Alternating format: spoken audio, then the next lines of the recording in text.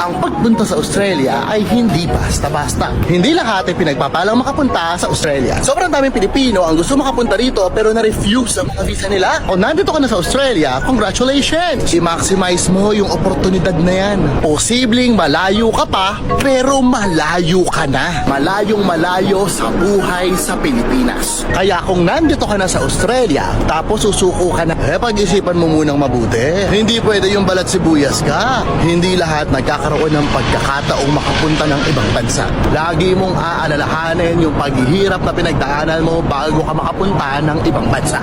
Tsaka mo pagdesisyonan kung worth it bang isuko mo yung mga paghihirap na pinagdaanan mo.